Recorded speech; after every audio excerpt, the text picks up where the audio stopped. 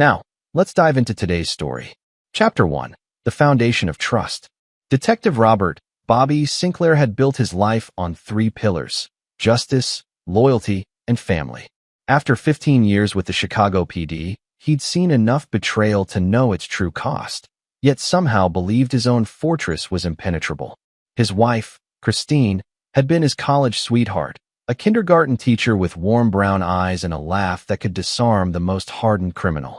Their son, Timothy, was 8 years old with Bobby's stubborn streak and Christine's gentle heart. Bobby's reputation in the department was legendary.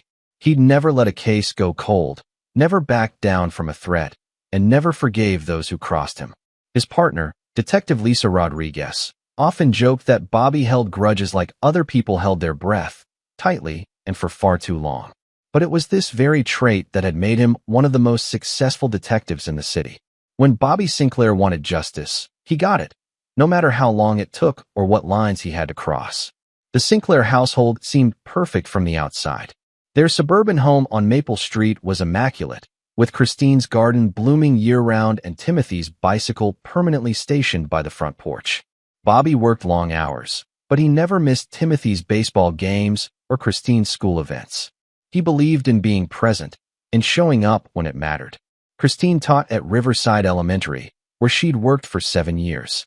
She was beloved by her students and respected by her colleagues. Her principal, David Morrison, often praised her dedication and creativity in staff meetings. What Bobby didn't know was that David's praise had become increasingly personal over the past 2 years. David Morrison was 42, divorced, and ambitious. He'd taken the principal position at Riverside 3 years ago, bringing with him a reputation for turning around struggling schools. He was handsome in a polished way, with silver-streaked hair and expensive suits that set him apart from the typical educator. More importantly, he was manipulative, a skill that served him well in both his professional and personal conquests. The affair had started innocently enough. Late-night planning sessions for school events, conversations that lingered after faculty meetings, shared lunches that gradually became more intimate. Christine had been vulnerable. Bobby's demanding job meant he was absent more often than present, and she'd begun to feel like a stranger in her own marriage. Bobby, meanwhile, had been tracking a series of brutal home invasions across the South Side. The cases consumed him, each crime scene revealing a pattern that suggested the perpetrator wasn't just stealing. He was studying his victims, learning their routines, their weaknesses. It was the kind of case that kept Bobby awake at night, poring over evidence and building profiles.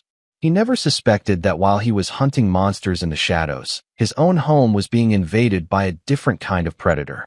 Timothy adored his father, often waiting by the window for Bobby's car to pull into the driveway. The boy had inherited Bobby's sense of justice, often standing up for smaller kids at school and asking pointed questions about right and wrong. He also had an uncanny ability to read people, a trait that would prove crucial in the days to come. One evening in late October, Timothy came home from school with an unusual story. He told Bobby that Mr. Morrison had been asking him questions about their family, what time Daddy came home, whether Mommy got lonely, if they ever went on trips together. Bobby's detective instincts should have triggered, but he was distracted by a break in his case. A witness had come forward, and Bobby was convinced he was finally closing in on the home invasion suspect. Christine's behavior had been shifting subtly for months. She'd started working later, attending more school functions, and her phone had become a constant companion. When Bobby asked about her day, her responses were detailed but felt rehearsed, as if she'd practiced them. She'd also begun suggesting that Bobby take more weekend trips with Timothy, claiming she needed alone time to grade papers and plan lessons. David Morrison was playing a longer game than Christine realized. His divorce had cost him half his assets, and he'd been methodically researching Christine's family finances. Bobby's detective salary was substantial, but more importantly, Christine's father had recently passed away, leaving her a significant inheritance that she hadn't yet accessed. David saw an opportunity for both emotional and financial gain, but he needed Bobby out of the picture permanently. The plan David conceived was intricate and relied on his understanding of human psychology. He'd studied Bobby's case files, learning about the detective's methods and obsessions. David knew that Bobby's greatest strength, his relentless pursuit of justice, could be turned into his greatest weakness. All it would take was the right motivation and the perfect crime scene. Chapter 2. The Architect of Deception. David Morrison's manipulation of Christine had been a masterclass in psychological seduction. He'd identified her vulnerabilities, loneliness, feeling undervalued, craving intellectual stimulation, and systematically exploited each one. Their affair wasn't just physical. David had made Christine feel seen in ways Bobby's demanding career had prevented. The principal's office became their primary meeting place. David had installed new locks and security cameras that he controlled personally, ensuring their privacy. He'd convinced Christine that what they were doing was justified, that Bobby's neglect had pushed her into his arms. More insidiously, he'd begun planting seeds of doubt about Bobby's character, suggesting that a man who could be so cold to criminals might not be capable of true warmth at home. Bobby's latest case had taken a disturbing turn. The home invasion suspect, a man named Carl Brennan, had escalated to murder. The most recent crime scene showed signs of torture, and Bobby was convinced Brennan was building towards something even worse. The case file consumed his dining room table, photographs and evidence bags scattered across every surface. Christine had stopped complaining about the mess, which should have been Bobby's first clue that something was wrong. Timothy had been having nightmares, something he confided to his mother, but not his father. In his dreams, he was trapped in a dark place, calling for help but unable to make anyone hear him. Christine had taken him to the school counselor, conveniently, someone who reported directly to David Morrison. The counselor, Dr. Patricia Wells, was young and eager to please her boss.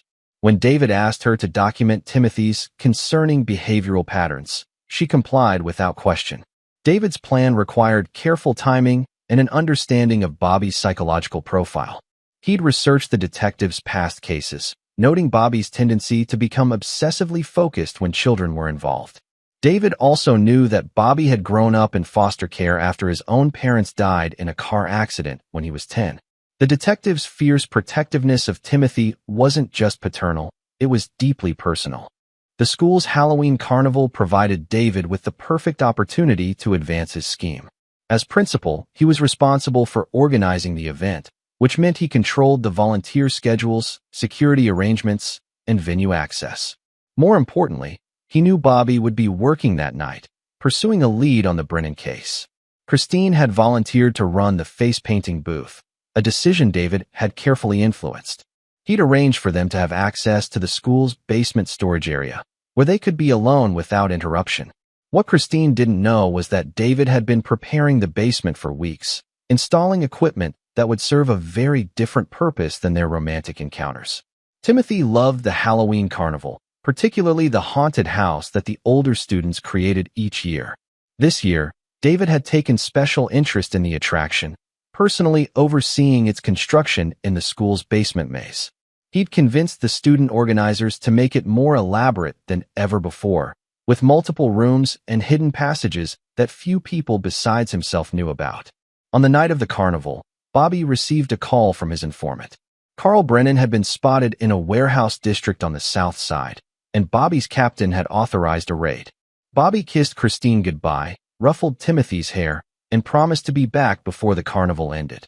He had no way of knowing that David had orchestrated the tip through a network of contacts he'd cultivated during his previous job as a social worker in the same district. David's background wasn't what he'd led the school board to believe.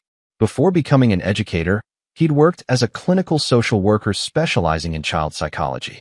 He'd left that position under circumstances he'd carefully omitted from his resume. Several families had filed complaints about his inappropriate interest in their children, and one had threatened legal action. David had managed to resign before a formal investigation could be launched, but the experience had taught him valuable lessons about manipulation and the vulnerabilities of family systems. The carnival was in full swing when David made his move. He'd given Timothy special VIP access to the haunted house, telling the boy that he could go through as many times as he wanted without waiting in line. Timothy was thrilled, especially when David personally escorted him to the basement entrance, explaining that there was a secret passage that only the principal knew about. Christine was busy with face painting when David sent word that Timothy needed her in the basement. He'd gotten scared in the haunted house and was asking for his mother. Concerned, Christine abandoned her station and hurried downstairs. What she found instead was David, waiting for her in a storage room with champagne and dimmed lights. He'd orchestrated Timothy's disappearance to create this moment, but he hadn't told Christine that part of the plan. When Christine asked where Timothy was, David assured her that the boy was fine. He was helping the older students reset the haunted house between groups. Christine relaxed, allowing David to pull her into his arms. Neither of them noticed the small camera David had positioned to capture their encounter, or the fact that Timothy was much closer than either of them realized. Chapter 3: The Web Titans. Timothy had indeed gotten lost in the haunted house, but not in the way David had planned. The 8-year-old had discovered one of the hidden passages David thought only he knew about, and had been exploring the basement's maze-like storage areas when he heard his mother's voice. Following the sound, he'd found a ventilation grate that allowed him to see into the room where Christine and David were embracing. The boy was too young to fully understand what he was witnessing, but he knew instinctively that it was wrong. His mother was kissing Mr. Morrison the way she kissed Daddy, and they were saying things that made Timothy's stomach hurt. When David began unbuttoning Christine's blouse, Timothy crawled backward through the ventilation system, desperate to escape what he was seeing. David's plan was progressing perfectly, except for one crucial element he hadn't accounted for: Timothy's intelligence and resourcefulness. The boy had inherited Bobby's investigative instincts and had been unconsciously cataloging the strange interactions between his mother and the principal for weeks. Now, hiding in the dark basement passages, Timothy began connecting dots that most adults would have missed. Meanwhile, Bobby's raid on the warehouse had been a bust. Carl Brennan wasn't there, and Bobby was beginning to suspect that the tip had been deliberately false. His informant was nowhere to be found, and the warehouse showed no signs of recent activity. Bobby's instincts were screaming that something was wrong, but he couldn't pinpoint what. He decided to cut the surveillance short and return to the carnival. Christine and David's encounter in the basement storage room lasted only 20 minutes, but it was long enough for David to accomplish his real objective. While they were together, he'd been recording their conversation and had maneuvered Christine into saying things that could be taken out of context. When she mentioned feeling trapped in her marriage and wishing she could start over, David carefully prompted her to elaborate, all while the hidden camera captured every word. Timothy had managed to find his way out of the basement through a maintenance exit, emerging behind the school near the parking lot. He was dirty and shaken, but his first instinct was to find his father. He'd left his jacket in the haunted house and was cold, but more than that, he needed Bobby to make sense of what he'd witnessed. When he couldn't find Bobby at the carnival, Timothy did something that would later prove crucial. He called 911 from the school's office phone. The 911 call was logged at 9:47 p.m. Timothy told the dispatcher that his mother was in trouble and that he couldn't find his father. The dispatcher, following protocol, attempted to locate Bobby through the police radio system. By coincidence, Bobby was already driving back from the failed raid when he received the call. His blood ran cold when he heard that Timothy had called for help, and he immediately radioed his location and requested backup. David had no idea that Timothy had witnessed anything or that the boy had called the police. He was still in the basement with Christine when they heard footsteps on the stairs. Christine assumed it was Timothy looking for them, but David recognized the heavy, purposeful tread of police boots. In a moment of panic, he made a decision that would seal his fate. He activated a fire alarm and began shouting for help, claiming that he and Christine had been trapped in the basement by a malfunction in the door lock. Bobby arrived at the school to find fire trucks and police cars already on scene. The carnival had been evacuated, and chaos reigned in the parking lot as parents searched for their children. Bobby's first priority was finding Timothy, but the boy was nowhere to be seen. It wasn't until the fire department cleared the basement that Bobby learned Christine and David had been rescued from the storage room. The story David told was elaborate and well-rehearsed. He claimed that he and Christine had gone to the basement to retrieve supplies for the carnival when the door lock had malfunctioned, trapping them inside. When the fire alarm went off, they'd been forced to break down a secondary door to escape. Christine corroborated the story, though she seemed shaken and avoided making eye contact with Bobby. Timothy was found 20 minutes later, hiding in Bobby's police car in the parking lot. The boy had used Bobby's spare key, which he'd seen his father hide under the wheel well. When Bobby found him, Timothy was wrapped in Bobby's emergency blanket from the trunk, and his eyes held a haunted quality that made Bobby's detective instincts flare to life. The ride home was tense and quiet. Christine sat in the passenger seat, staring out the window, while Timothy curled up in the back seat, pretending to sleep. Bobby kept glancing in the rearview mirror, noting that Timothy's breathing was too controlled for actual sleep. Something had happened at that carnival, something that all three of them were processing differently. That night, after Christine had gone to bed, Timothy came to Bobby's home office. The boy stood in the doorway for a long moment before climbing into Bobby's lap, something he hadn't done in over a year. When Bobby asked what was wrong, Timothy whispered, "Daddy, what would you do if someone was hurting Mommy?" The question sent ice through Bobby's veins, but before he could respond, Timothy had fallen asleep in his arms. Bobby sat in his office until dawn, holding his son and staring at the case files scattered across his desk. Carl Brennan's photographs seemed to mock him from the evidence boards, but Bobby was beginning to realize that the real monster might be much closer to home. As the sun rose over Maple Street, Detective Robert Sinclair began planning an investigation that would either save his family or destroy it completely. Chapter 4: The Detective's Awakening. Bobby's investigation began the way all his cases did, with methodical documentation and careful observation. He started a new case file, one that would never see the inside of a police station. The subject was his own family, and the potential crime was one that cut deeper than any murder he'd ever investigated. The days following the carnival revealed subtle changes in the household dynamic. Christine had become hyper-vigilant, jumping at unexpected sounds and checking her phone obsessively. She'd also started being overly affectionate with Bobby, cooking his favorite meals and initiating conversations about their future together. To an outside observer, it might have looked like a renewed commitment to their marriage. To Bobby, it felt like guilt. Timothy's behavior had changed as well. The boy had become clingy, reluctant to go to school, and asking repeatedly when Bobby would be home. He'd also started having trouble sleeping, often wandering into Bobby and Christine's bedroom in the middle of the night. Most telling was Timothy's reaction whenever David Morrison's name was mentioned. The boy would go rigid and find an excuse to leave the room. Bobby's partner, Lisa Rodriguez, noticed the change in him immediately. Bobby had always been intense, but now he seemed distracted, losing focus during interviews and missing details that would normally catch his attention. When Lisa asked if everything was okay at home, Bobby deflected with questions about the Brennan case, but Lisa wasn't fooled. She'd been Bobby's partner for 8 years and had never seen him rattled by anything. The breakthrough came when Bobby was reviewing Timothy's 911 call. He'd requested the recording from dispatch, claiming it was related to a security assessment for the school. Listening to his son's frightened voice, Bobby heard something that made his blood run cold. Timothy hadn't just said his mother was in trouble. He'd said, "Mr. Morrison is with Mommy, and they're doing bad things." Armed with this information, Bobby began conducting surveillance on his own family. He installed hidden cameras in their home, using equipment from the police evidence locker that was scheduled for disposal. He tracked Christine's movements, logged her phone calls, and began building a timeline of her activities. What he discovered was a pattern of deception that had been ongoing for months.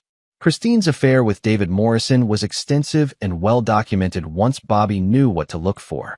Hotel receipts charged to David's credit card, cell phone records showing hundreds of calls and texts between them, and photographs from David's social media that showed Christine in the background at school events, always positioned just close enough to suggest intimacy.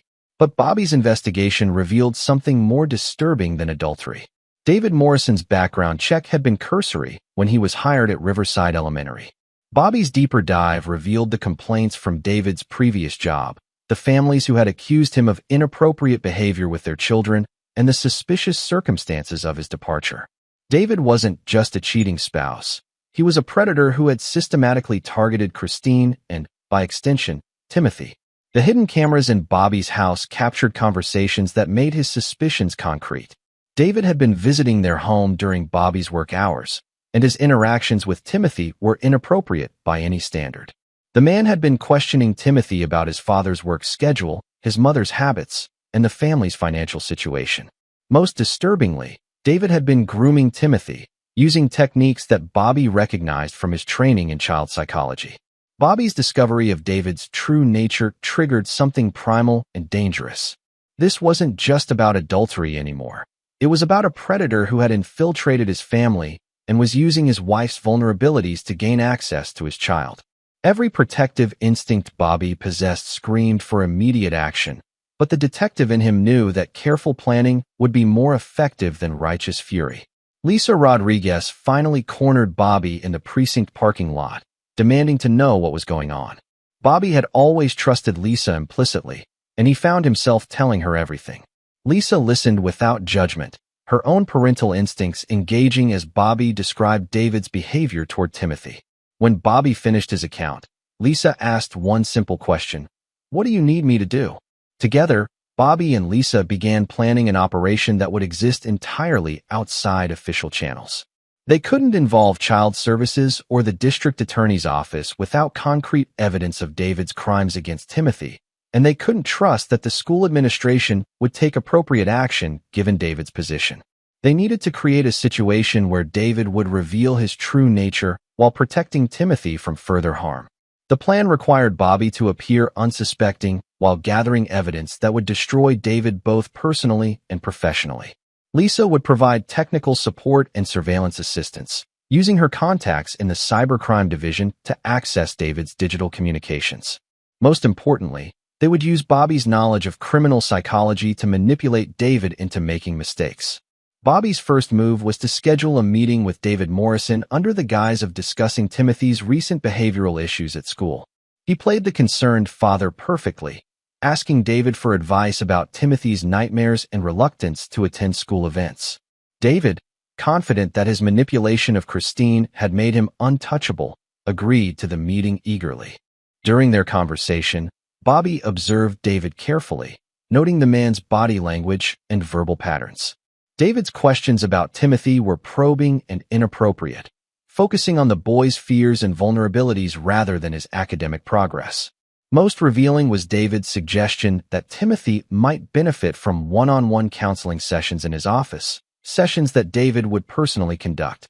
When Bobby expressed concern about Timothy's 911 call on the night of the carnival, David's demeanor shifted subtly. He became defensive, claiming that Timothy had been confused and frightened by the fire alarm. David suggested that Bobby might want to consider therapy for Timothy, hinting that the boy's overactive imagination could become problematic if not addressed. Bobby agreed to consider David's recommendations, all while mentally cataloging every word for future use. The meeting ended with David offering to increase his personal attention to Timothy's case, promising to monitor the boy's emotional state and provide regular updates to Bobby and Christine. Bobby shook David's hand and thanked him for his dedication, all while imagining the many ways he would make the man pay for what he'd done to their family. Chapter 5. The Hunter Becomes the Hunted. Bobby's counteroperation against David Morrison required a level of deception that pushed every ethical boundary he'd ever maintained. But with Timothy's safety at stake, Bobby found that his moral compass pointed in only one direction: total destruction of the threat to his family. Lisa Rodriguez had proven invaluable in the technical aspects of the investigation. Using her cybercrime contacts, she'd gained access to David's personal computer and discovered a cache of photographs and videos that confirmed Bobby's worst fears. David had been documenting his interactions with Timothy and other children at the school, creating what appeared to be a catalog of potential victims. The evidence was damning, but it had been obtained illegally and couldn't be used in court. Bobby's plan required David to incriminate himself in a way that would be admissible and undeniable. He began by feeding David false information through Christine, using his wife's affair as a conduit for his deception. Bobby started working later hours and scheduling out-of-town trips, creating opportunities for David to become bolder in his pursuit of both Christine and Timothy. Christine, unaware that Bobby knew about her affair, began bringing David to their home more frequently. Bobby's hidden cameras captured every interaction, building a comprehensive record of David's behavior. More importantly, the recordings showed David's increasing comfort with boundary violations, both with Christine and Timothy. The psychological manipulation required Bobby to become someone he'd never been, a man who could smile at his wife's betrayer while planning his destruction. Bobby studied David's patterns obsessively, learning his schedules, his habits, and his weaknesses. David's arrogance would be his downfall. The man had become so confident in his control over the situation that he'd stopped being careful. Timothy had begun confiding in Bobby about Mr. Morrison's visits to their house. The boy was clearly uncomfortable with David's presence, but hadn't known how to express his feelings. Bobby encouraged these conversations, validating Timothy's instincts while carefully gathering information about David's behavior. Timothy's accounts revealed that David had been asking the boy to keep secrets about their interactions, a classic grooming technique that made Bobby's rage burn hotter. Lisa Rodriguez had been conducting her own investigation into David's past, using police databases and contacts in other jurisdictions. What she discovered painted a picture of a serial predator who had been moving from position to position, leaving a trail of victims and suspicious circumstances. David Morrison had perfected his technique over years of practice, using his authority and charm to manipulate both children and their parents. The evidence Lisa uncovered included sealed juvenile records, employment files with suspicious gaps, and testimony from witnesses who had been too afraid to come forward during previous investigations. David had been careful to avoid prosecution, but he'd left enough of a pattern that law enforcement could connect him to multiple cases of child endangerment and sexual misconduct. Bobby realized that David's infiltration of his family was part of a larger pattern. The predator had specifically targeted families where the father was absent due to demanding work schedules, creating opportunities to manipulate both mothers and children.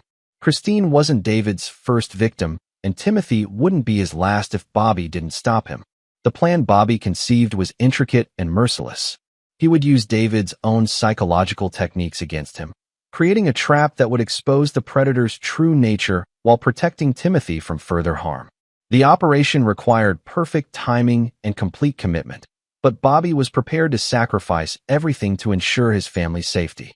Bobby's first move was to stage a conversation with Christine about a fictional work trip that would take him out of town for several days. He made sure David overheard the discussion through Christine's phone call, knowing that the predator would see the opportunity as irresistible. David's response was immediate. He offered to check on Christine and Timothy while Bobby was away, positioning himself as the helpful family friend. Lisa Rodriguez established surveillance positions around the Sinclair house, using unmarked vehicles and concealed cameras to monitor David's activities. Bobby would actually remain in town, coordinating the operation from a command post they'd established in an abandoned warehouse on the south side. The location was chosen specifically because it was where Carl Brennan, Bobby's original case target, had been conducting his own criminal activities. The night before Bobby's supposed departure, he sat with Timothy and had the most important conversation of his life. He explained to his son that Mr. Morrison was a bad man who had been trying to hurt their family, and that Daddy was going to stop him. Timothy listened with the serious expression of a child who understands that the adult world contains real monsters. Bobby hugged his son tighter than he ever had before and made a promise that would guide everything that followed. "No one will ever hurt you again, Timothy. Daddy will make sure of that."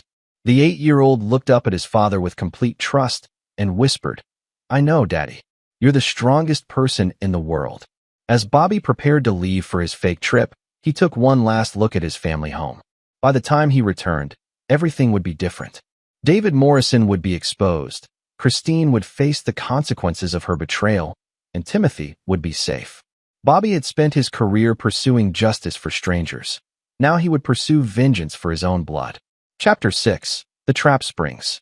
Bobby's fake departure was executed with theatrical precision. He loaded his suitcase into his car, kissed Christine goodbye in full view of the neighbors, and drove away as if heading to the airport. Instead, he circled back to the surveillance post Lisa had established 3 blocks from his house. From there, he could monitor David's movements while maintaining complete deniability about his true whereabouts. David Morrison took the bait within hours of Bobby's supposed departure.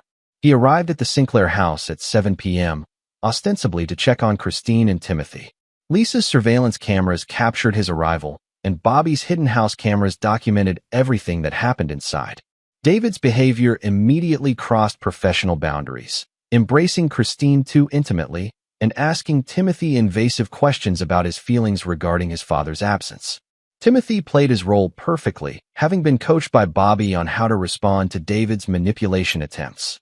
When David suggested they play special games that would be their secret, Timothy pretended to be interested while actually recording the conversation on a device Bobby had given him.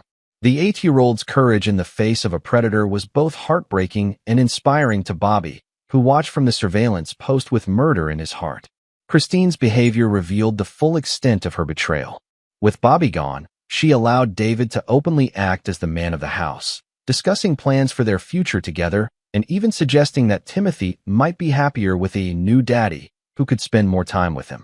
Bobby recorded every word, building an archive of evidence that would destroy any chance of reconciliation. The situation escalated when David attempted to get Timothy alone. Using the excuse of helping with homework, David suggested they go to Timothy's bedroom while Christine prepared dinner. This was the moment Bobby had been waiting for, clear evidence of David's predatory intent toward his son. Lisa received the signal and began moving surveillance units into position for the arrest. Timothy had been trained for this exact scenario. When David closed the bedroom door and began asking inappropriate questions about Timothy's body and feelings, the boy activated a panic alarm Bobby had given him.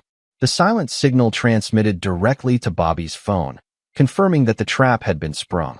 Within minutes, Bobby was moving toward his house with Lisa and a team of backup officers. David's true nature emerged fully when he realized Timothy was resisting his advances. The mask of friendly principal dropped, replaced by the cold manipulator Bobby had suspected him to be. David's threats toward Timothy were captured on multiple recording devices, providing evidence that would end his career and likely his freedom. The predator had finally revealed himself completely. Bobby's entry into his own house was swift and devastating. He used his key to enter silently, moving through rooms he knew better than anyone while David remained focused on Timothy. When Bobby appeared in the bedroom doorway, David's shock was absolute. He had believed completely in Bobby's departure and hadn't prepared for this possibility. The confrontation between Bobby and David was brief but decisive. David attempted to claim innocence, suggesting that Timothy had misunderstood his intentions, but the recordings made denial impossible. Bobby's rage was carefully controlled, channeled into cold precision rather than hot fury. He wanted David to understand exactly what was happening and why. Christine's arrival in the bedroom completed the tableau. She found her husband holding David at gunpoint, while Timothy stood protected behind Bobby's massive frame. Christine's attempts to defend David died when Bobby played back the recordings of David's threats toward Timothy. The sound of her lover threatening her son broke something fundamental in Christine's psyche. Lisa Rodriguez and the backup team arrived to find the situation completely under control. David Morrison was arrested on charges of attempted child endangerment, stalking, and violation of his position of authority. The evidence Bobby and Lisa had gathered ensured that David would face federal charges as well, given his pattern of behavior across state lines. But Bobby's plan was far from complete. David's arrest was only the beginning of a carefully orchestrated campaign of vengeance that would destroy every aspect of the predator's life. Bobby had spent weeks studying David's finances, relationships, and vulnerabilities, preparing to dismantle the man's entire existence piece by piece. As David was led away in handcuffs, Bobby whispered something in his ear that made the predator's face go white with terror. "This is just the beginning," Bobby said quietly. "I know everything about you, David. Every secret, every weakness, every person you care about. You touched my family, and now I'm going to destroy yours." The night ended with Timothy safe in Bobby's arms, Christine facing the reality of her choices, and David Morrison beginning to understand that he had targeted the wrong family. Detective Robert Sinclair had spent 15 years learning how to hunt predators. Now he would use every skill he'd acquired to ensure that this particular monster never hurt another child. Chapter 7. The Reckoning Begins. The immediate aftermath of David Morrison's arrest sent shockwaves through the Riverside Elementary community, but Bobby's campaign of vengeance had only just begun. While David sat in a holding cell awaiting arraignment, Bobby activated a network of contacts and resources that would systematically dismantle every aspect of the predator's life. Lisa Rodriguez had spent the past week documenting David's financial irregularities, discovering that the principal had been embezzling funds from the school's budget to finance his lifestyle and his pursuit of vulnerable families. The evidence was solid enough to add federal charges to David's growing list of legal problems, but Bobby wanted more than just imprisonment. He wanted complete destruction. Timothy's resilience in the face of trauma amazed everyone who worked with him. The boy had been interviewed by Child Protective Services and victim advocates, all of whom praised his courage and clarity in recounting David's inappropriate behavior. Timothy's testimony would be crucial in ensuring David's conviction, but Bobby was taking no chances with his son's safety or well-being. Christine faced a different kind of reckoning. Bobby's hidden cameras had captured not just her affair with David, but also her willingness to prioritize their relationship over Timothy's welfare. The recordings showed Christine dismissing Timothy's complaints about David's behavior and even encouraging the boy to be nicer to the principal. For Bobby, this betrayal cut deeper than adultery. It was a fundamental violation of the sacred duty to protect their child. The confrontation between Bobby and Christine took place in their kitchen the morning after David's arrest. Bobby played the recordings methodically, watching Christine's face as she heard her own voice dismissing their son's fears and concerns. When the final recording ended, Christine looked up at Bobby with tears in her eyes and whispered, "I didn't know. I swear I didn't know what he was really after." Bobby's response was delivered with the cold precision of a judge pronouncing sentence. "You knew enough. You knew Timothy was uncomfortable. You knew David was asking inappropriate questions. You chose to ignore the signs because you were getting what you wanted from him. That makes you complicit in what he tried to do to our son." Christine's attempts to explain her actions only deepened Bobby's disgust. She spoke of feeling lonely and unappreciated, of David's attention making her feel valued and desired. Bobby listened without emotion, cataloging each excuse as further evidence of Christine's unfitness as a mother and wife. When she finished, Bobby delivered his ultimatum. Christine would leave their house immediately and would have no unsupervised contact with Timothy until the courts determined her fitness as a parent. The legal proceedings against David Morrison moved with surprising speed, aided by Bobby's meticulous evidence collection and Lisa's technical expertise. David's attorney attempted to claim entrapment, arguing that Bobby had illegally surveilled his client, but the recordings of David's threats toward Timothy made such defenses impossible to sustain. The predator had damned himself with his own words. Bobby's investigation into David's past had uncovered a network of previous victims spanning 3 states and nearly a decade. Working with Lisa and contacts in other jurisdictions, Bobby had systematically contacted these victims and their families, encouraging them to come forward with their experiences.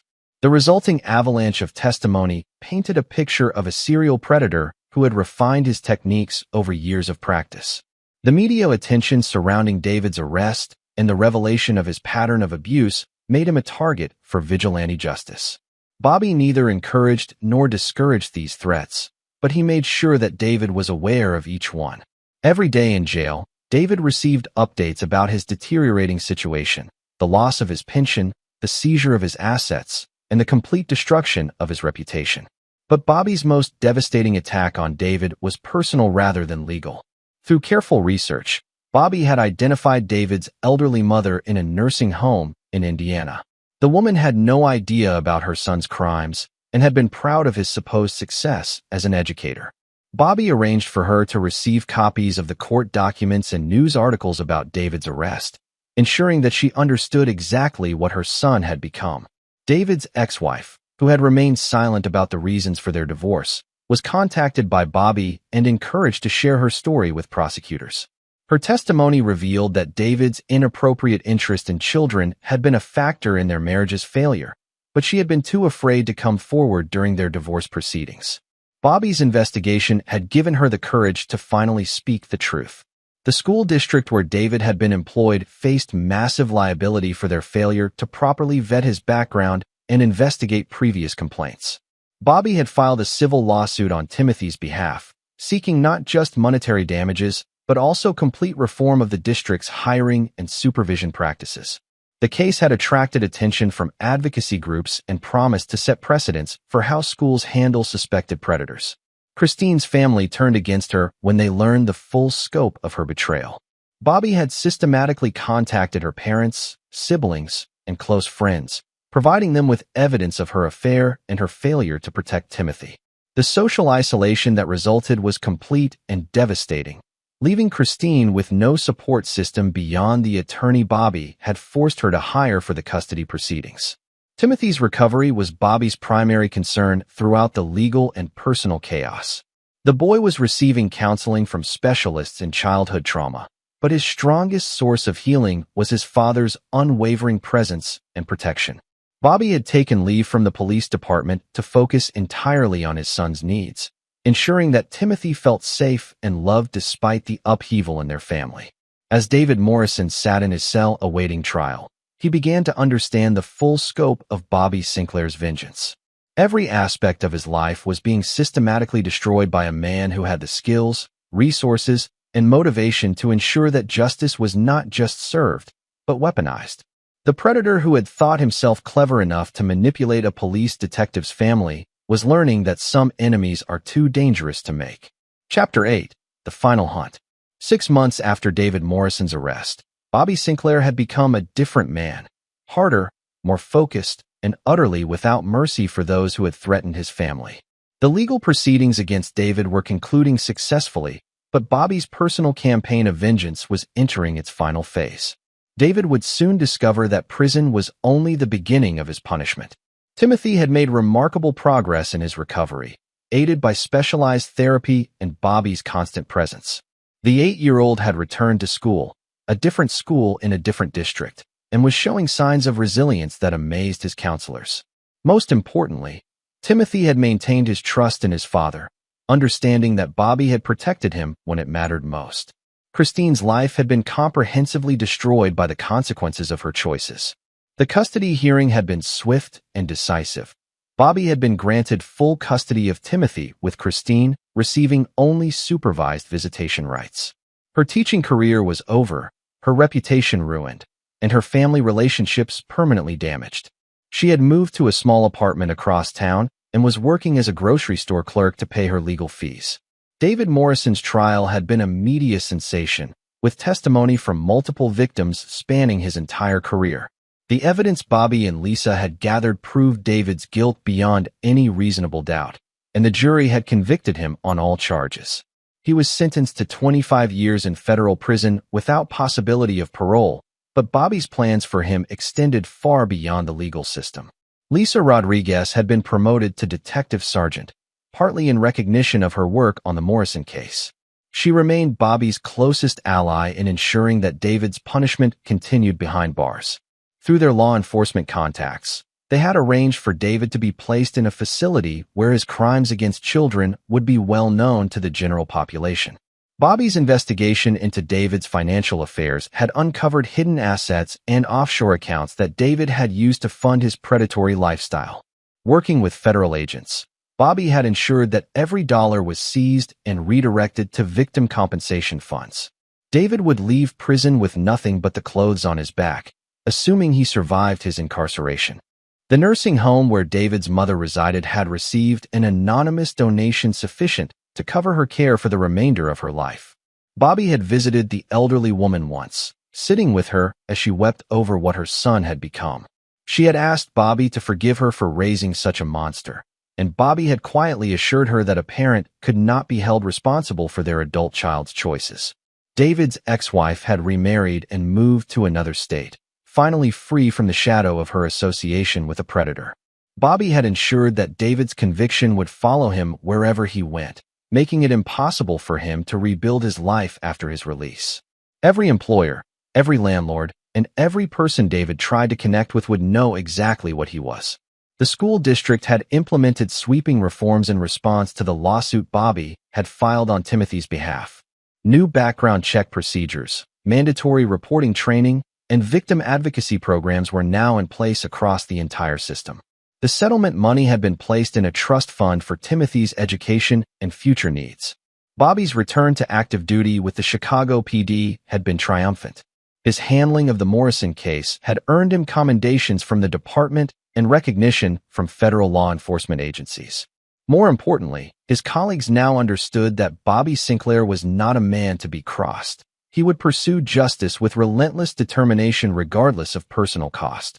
The house on Maple Street had been sold, and Bobby and Timothy had moved to a new home in a safer neighborhood. The fresh start had been therapeutic for both of them, allowing them to create new memories while leaving the trauma of David's infiltration behind. Timothy had chosen his new bedroom carefully, ensuring it had clear sight lines to all entrances and windows, a precaution Bobby supported completely. Christine's attempts to rebuild her relationship with Timothy had been largely unsuccessful. The boy understood that his mother had failed to protect him when he needed her most, and he was not ready to forgive that betrayal. Bobby had not prevented Christine from trying to reconnect with their son, but he had made it clear that Timothy's wishes would be respected above all other considerations. The final piece of Bobby's vengeance came in the form of a letter he sent to every person David had ever harmed. The letter detailed David's conviction and imprisonment, but more importantly, it provided contact information for a victim support network Bobby had helped establish. The message was clear. David Morrison's victims were no longer alone, and their abuser would never again have the power to hurt anyone. As Bobby sat in his home office one evening, reviewing the case files that had consumed his life for months, Timothy knocked on the door. The boy had grown taller and stronger in the aftermath of their ordeal, carrying himself with a confidence that belied his age. "Daddy," Timothy said, "Mr. Morrison will never hurt anyone again, will he?" Bobby pulled his son onto his lap and looked into eyes that held wisdom no child should possess. "No, Timothy. He'll never hurt anyone again. And if anyone ever tries to hurt you in the future, what will happen to them?"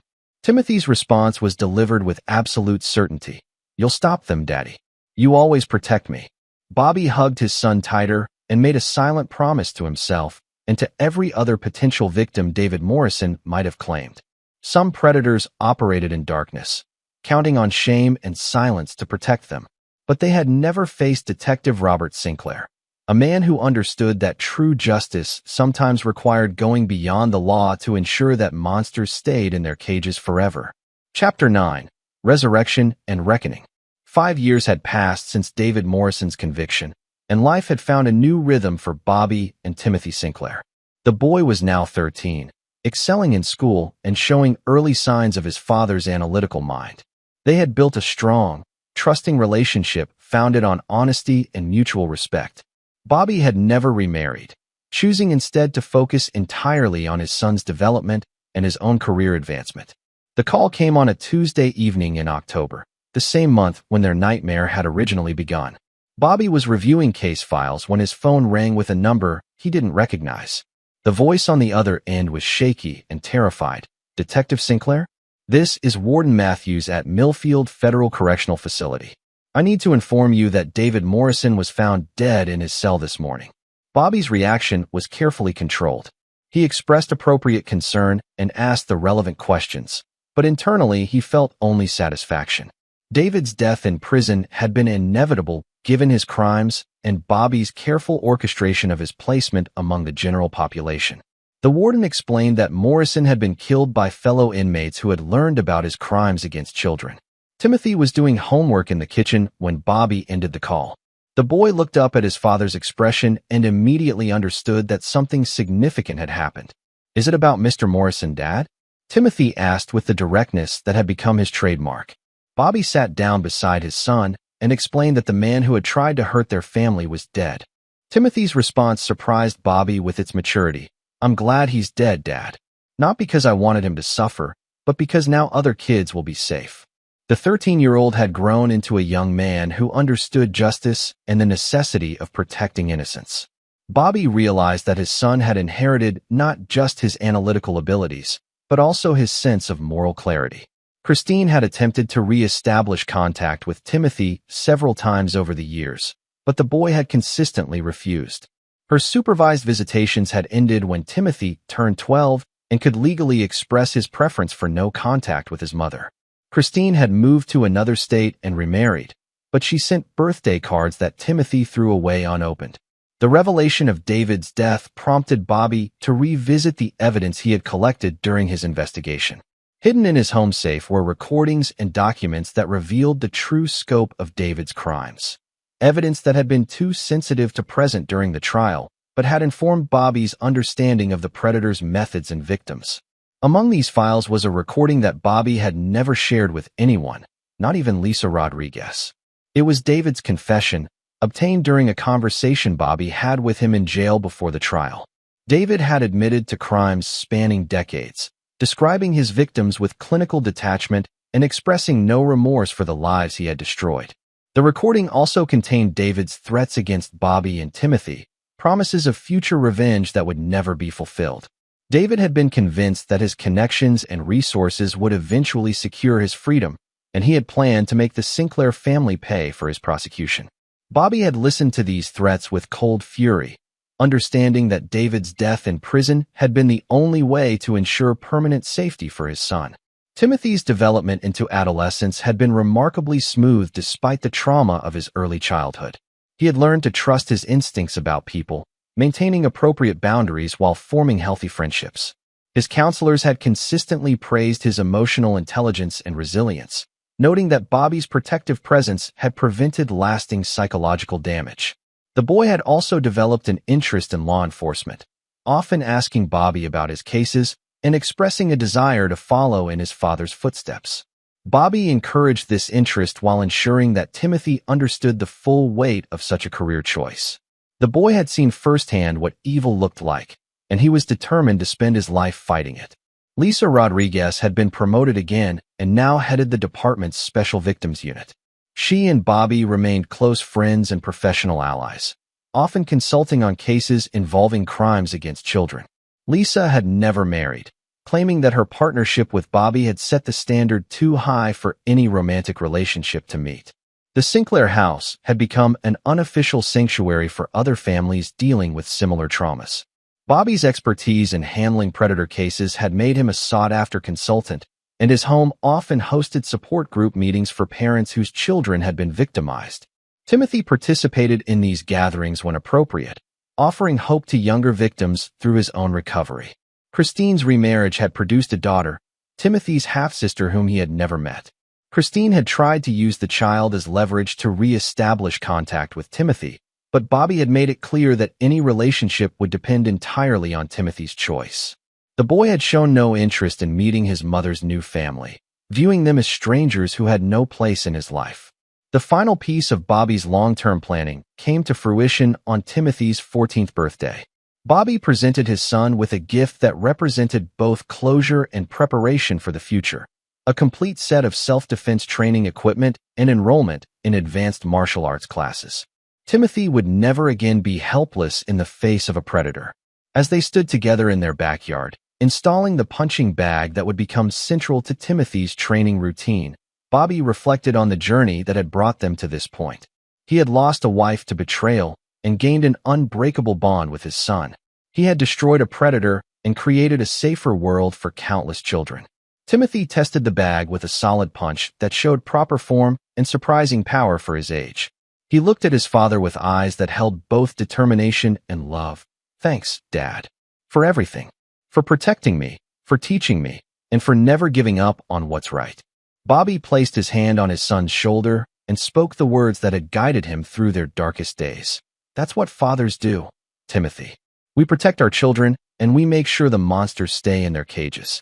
Sometimes we have to become monsters ourselves to do it, but we never forget why we're fighting." The sun set over their new life, casting long shadows across the yard where a boy had become a young man and a detective had become something more dangerous than any criminal he had ever hunted. David Morrison was dead, Christine was permanently exiled from their lives, and Timothy Sinclair was growing into a force for justice that would make his father proud. The resurrection of their family from the ashes of betrayal was complete, and Bobby knew that no predator would ever again threaten what he had built. He had learned that some battles could only be won by those willing to descend into darkness to retrieve the light, and he would do it again, without hesitation, if anyone dared to threaten his son. Detective Robert Sinclair had solved his most important case, the protection of his family, and the verdict was final. Timothy was safe, justice had been served, and the monsters would always fear the man who had proven that a father's love could be the most deadly weapon of all.